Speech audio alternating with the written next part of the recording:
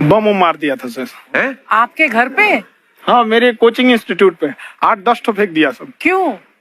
Actually हम पढ़ाई जो क्लासेज है तो उसके हम बहुत कम फी लेते हैं, नॉमिनल। अभी भी कोई लड़का क्लास करना चाहता है, पूरा सब्जेक्ट 200 में कर लेता है, फीस ही हो पूरे सिलेबस की 200 रुपए? हाँ,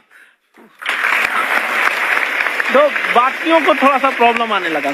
और हमको समझाएं, हम क्या, हमको क्या दिक्कत है, क्योंकि बहुत सारे लड़के जब हम लोग अपने स्टूडेंट लाइफ में थे, इंटरमीडिएट क्रॉस किए थे, तो हमारे साथ के कुछ लड़के पढ़ने के लिए चले गए थे दिल्ली, उनको यूपीएससी निकालने के लिए चले गए थे।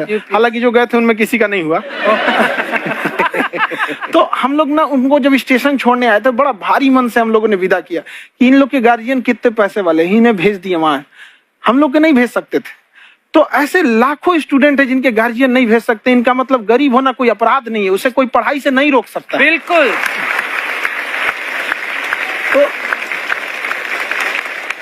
तो हमने ठान लिया था कि कभी अगर मौका मिलेगा तो उसको हम जरूर कम करेंगे। तो इस साल हमको मौका मिला, तो वो जो टफेस्ट एग्जाम है इंडिया का, यूपीएससी, उसकी 2.5 लाख की फीस को हम 7,500 में कर दिए। और सेम, बहुत बढ़िया, वेरी गुड। और इंडिया के सबसे बेस्ट टीचर के साथ जो भी हैं वो अपने सब्जेक्ट में उससे बेस्ट इंडिया में कोई नहीं। और इतना के बावजूद, ऐसे हम लोग को लगता होगा 7,500 बहुत कम है, एक लड़की ने कहा कि सर शाम वाले बैच को ना मॉर्निंग में कर दीजिए। हम कहे बाबू तो इतना सबके इंडिविजुअल से तो बैच ट्रांसफर नहीं, क्या प्रॉब्लम है? उसने कहा ना शाम में हमको दूसरे के यहाँ बर्तन मांजने जाना होता है। तो हम लोग को लगता है कि जितना ये तकलीफ इससे कई गुना ज्यादा है। और कई बार तो ऐसा लगता है कि वो भी ना ले। एक लड़का बेचारा नदी से बालू निकालता था और वो बालू को भरता था, फिर नाव बालू को किनारे लेके बेचती थी, और वो बालू भरता था, उससे मेरी फीस ले आया। हमारा हाथ कांप गया, हम कैसे फीस ले लेंगे यहाँ पर। बहुत बढ़िया। उसी दिन हमने ये प्रण लिया था कि भारत का कोई भी बच्चा, उसके सफलता में पैसा उसकी बाधा नहीं बनेगी, चाहे उसको जितना भी पढ़ना रहे। आपका क्या बात। और अर्चना जी, मैं इनके बारे में एक बात, खान सर आपके बारे में मैं एक बात कहना चाहता हूँ। इनका जो स्टार्टअप है ये बूटस्ट्रैप्ड है। अच्छा। मैं साधारण भाषा में बता देता हूँ, ये सेल्फ फंडेड है।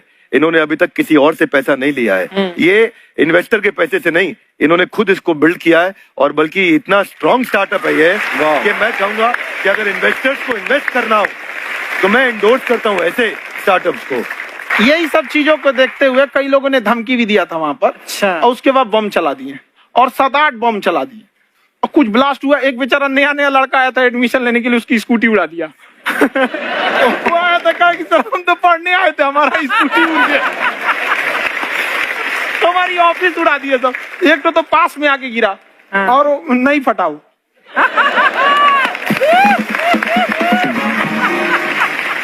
बाद में बहुत सारे लोग धमकियां दिए, लेकिन कहते हैं ना, सूरज कितना भी तेज चमक ले, समंदर नहीं सुखा सकता। वाह वाह वाह, क्या बात है। मैम एक्चुअली ये फीस कम करने का एक और रीजन है।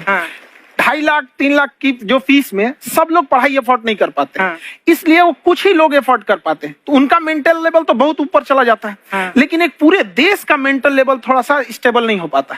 तो जब फीस कम रहेगी तो हर वो लड़का तैयारी करने के लिए आगे आएगा जिसका सपना है देश के लिए कुछ करने का। सीटें लिमिटेड हैं, उन्हें को मिलेगी, लेकिन जिन्हें नहीं मिलेगी उसे मिलेगा देश का एक जिम्मेदार नागरिक। तो इस देश को बदलना। हम लोग विश्व गुरु कहे जाते थे, क्यों? क्योंकि दुनिया से लोग हमारे यहाँ पढ़ने आए थे। चाइना से ह्वेनसांग आया, फायान आया, आज कोई नहीं आता है। हम लोग का उद्देश्य एक समय आएगा जो फिर आएंगे यहाँ पढ़ने के लिए। पर आप देखो अर्चना जी, सबसे ज्यादा आईपीएस आईएएस बिहार से निकलते हैं। आप देखो पढ़ाई लिखाई में पॉलिटिशियन बहुत बड़े बड़े निकले हैं। अब तो ऐसा नहीं है, नहीं है, खेती करेगा तो कोई खास वो नहीं रहे, ऑप्शन भी नहीं है। सही बात है। बिहार की मिट्टी में एक चीज है, जिद तो बहुत जबरदस्त है। कुछ भी नहीं रहेगा तो सब कुछ पाने का उसको जिद रहेगा, करके भी दिखा देगा, कर देंगे हम आपको। कहाँ सर, हमने सुना है आप 5 स्टार में रुके थे कल और नीचे जाके वड़ा पाव खाने गए आप रेडी पे। एक्चुअली क्या है ना कि वहां जो चीजें सीखने को मिलती है ना, खाली पेट और खाली जेब इंसान को जो सिखाते हैं वो किसी यूनिवर्सिटी कॉलेज में नहीं सिखाया जाता। और गरीबी बड़ा बेशरम चीज होती है। तो कहते हैं कि मौत भी तू जल्दी आया कर गरीब के घर में, कफन का पैसा भी खर्च होता है दवाइयां खरीदते खरीदते। हाय हाय हाय, क्या बात है।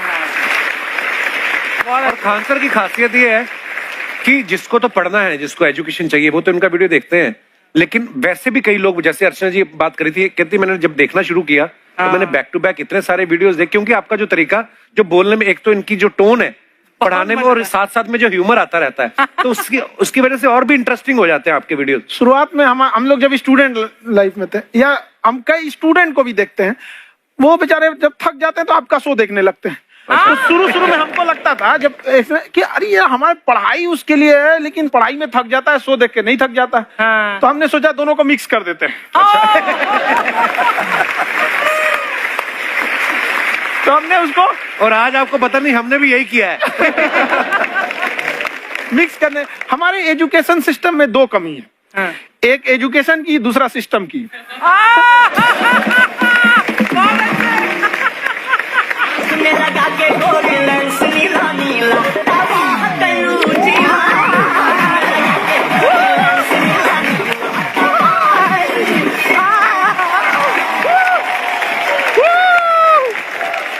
हाय, वाह, नमस्ते गुरुजी, नमस्ते विवेक जी, नमस्ते खान सर। अच्छा लग रहा है, वाह, आप लोगों से मिलकर ना आप हम मर सकते हैं। मरो फिर। ये कैसी बातें कर रही हो गुड़िया तुम? हम कह रहे हैं हम इंड पे मर सकते हैं। आप पटना से है ना? हमें भी पटना पसंद है, बस कोई पटाने वाला चाहिए।